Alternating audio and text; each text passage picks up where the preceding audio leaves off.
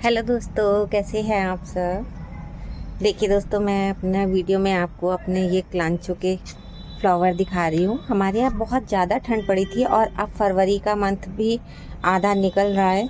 तो ये देखिए, अब ये फूल खिलने शुरू हो गए हैं। वैसे तो ये दिसंबर में खिल जाते हैं, लेकिन ठंड की वजह से इस बार ये लेट खिल रहे हैं हमारे यहाँ।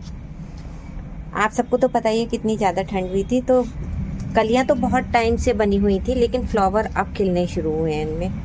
और देखिए कितने सुंदर फ्लावर खिल रहे हैं। और ये फ्लावर कम से कम अब 1.5 से 2 महीने तक चलेंगे। तो फरवरी निकल चुकी है, तो मार्च से लेकर अप्रैल तक ये फ्लावर हमारे ब्लूम होते रहेंगे। और कितने सुंदर लग रहे हैं दोस्तों, देखिए आप। इसी के साथ मैं अपने देखिए टमाटर के प्लांट दिखा रही हूँ। कितने अच्छे टमाटर लगे हुए हैं, एकदम पके पके। और साइज भी देखिए कितना बड़ा बड़ा साइज है मेरे प्लांट में जो टमाटर लगे हुए हैं। इतनी ठंड होने के बावजूद भी हमें अब फरवरी में जो है इनका पकना शुरू हो गया।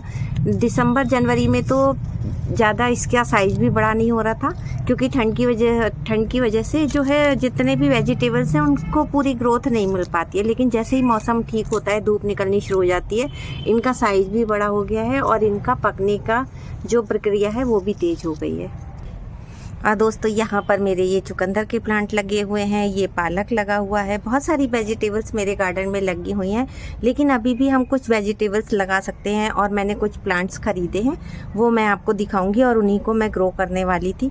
देखिए चुकंदर के पत्तों का साइज, और मैं नीचे दिखा देती हूँ आपको। चुकंदर का साइज भी काफ़ी बड़ा बड़ा हो गया है। सब में पालक लगा हुआ है, तो चलिए मैं बाद में आपको दिखाऊंगी, लेकिन आपको इसकी ग्रोथ देख के ही पता चल रहा होगा। ये देखिए इसकी लीव्स कितनी एकदम शाइनी और बिग साइज की हैं। यहाँ पर मेरा पालक भी बहुत ही अच्छा है।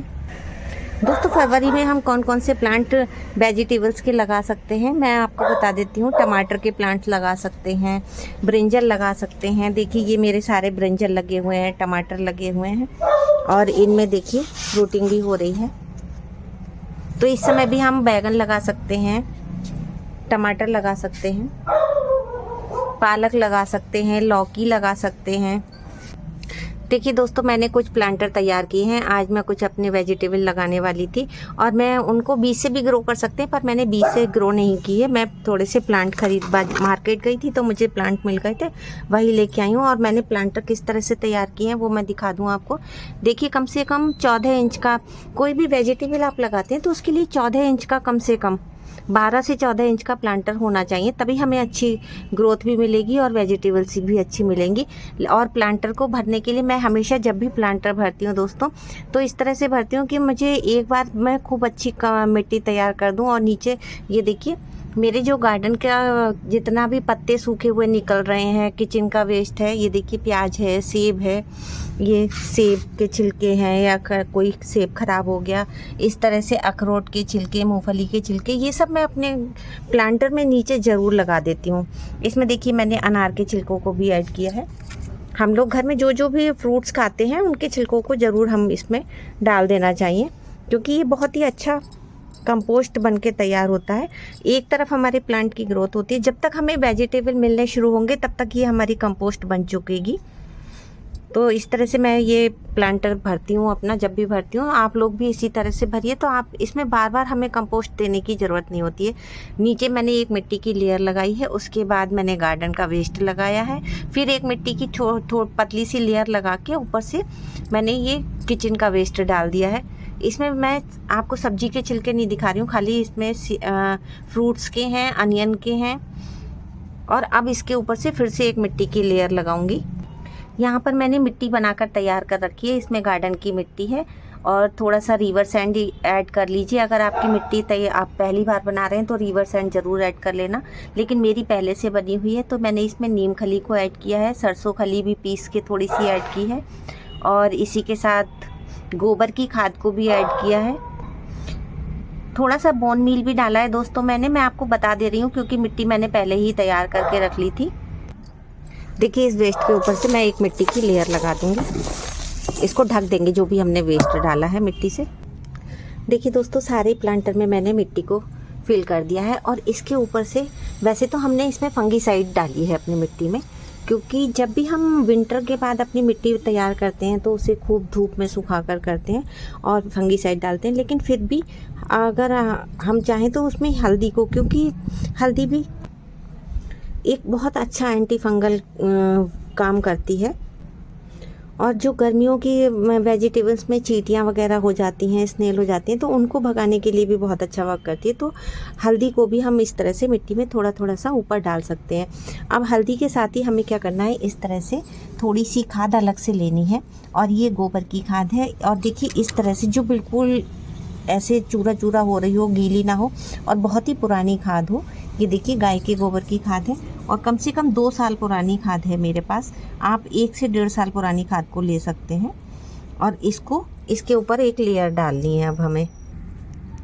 देखिए दोस्तों, हमने ये बीच में एक होल किया है, और उस होल में पेड़ लगाने से पहले हमें थोड़ी सी ये खाद डालनी है। मैंने हर गमले में इस तरह से होल करके और बीच में ये खाद को डाल लिया है। और अब देखिए मैं कौन से पेड़ लगाने वाली हूँ। ये देखिए, ये है शिमला मिर्ची के पेड़। देखिए हमारे यहाँ दोस्तों इस तरह से ना छोटी छोटी गड्डी एक मिलती है, उसमें 7-8 पेड़ मिल जाते हैं। और इस तरह से क्या होता है कि हम बीज से ग्रो करेंगे तो उसमें थोड़ा टाइम लग जाएगा। आप बीज से भी ग्रो कर सकते हैं। आप यहाँ पर एक एक पेड़ को लगाते जाएंगे। चलिए मैं आपको लगा के दिखाती हूँ। देखिए मैंने हर प्लांटर में एक प्लांट लगाया है। इसके पास जो मैंने गोबर की खाद डाली है वो इसलिए डाली है क्योंकि इसकी जड़ों को तुरंत पोषण मिलना शुरू हो जाएगा, और ये प्लांट जो है अपना बहुत अच्छी से ग्रोथ करेगा। देखिए इसमें भी मैंने प्लांट लगा दिया है, यहाँ भी लगा दिया है। और ये जो मेरा बड़ा प्लांटर है इसमें मैंने 2 प्लांट को लगाया है। और अब हम इसमें पानी लगाएंगे, और पानी हम इतनी मात्रा में लगाएंगे कि वो नीचे तक की मिट्टी एक बार में गीली हो जाए। तो चलिए लगा देते हैं पानी।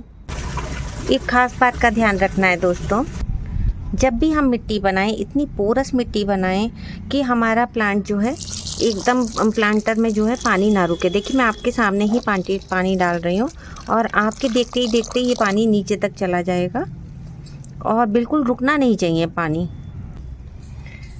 देखिए मैंने जितना भी पानी लगाया है वो सब नीचे चला गया। जो एक्स्ट्रा पानी है वो इस तरह से नीचे से निकल जाएगा। और इसके बाद जो हम दूसरा पानी लगाएंगे दोस्तों, वो तब लगाएंगे जब ये पानी ऊपर की थोड़ी सी मिट्टी सूखी सूखी हमें दिखेगी, तब हम उसके बाद दोबारा पानी लगाएंगे। और इसके बाद हमें इसको 2 दिन या 3 दिन कम से कम इन सारे प्लांट को उठा के छाया में रख देना है, या फिर सेमी शेड में। क्योंकि अब थोड़ा सा धूप में तेज़ी आ गई है, तो अब हम इन्हें धूप में नहीं रखेंगे। और जो ये पत्ता 1-2 ख़राब दिख रहा है उसको हमें निकाल देना है। साथ ही आप दूसरे तीसरे दिन इन पर इंसेक्टिसाइड का स्प्रे कर सकते हैं। फंगीसाइड तो हमने डाल ही दिया है। अगर आपको लगे कि किसी तरह का इंसेक्ट लगा हुआ है आपके लाए हुए प्लांट में, तो आप उस पर शाम के समय इंसेक्टिसाइड का स्प्रे ज़रूर कर दीजिए।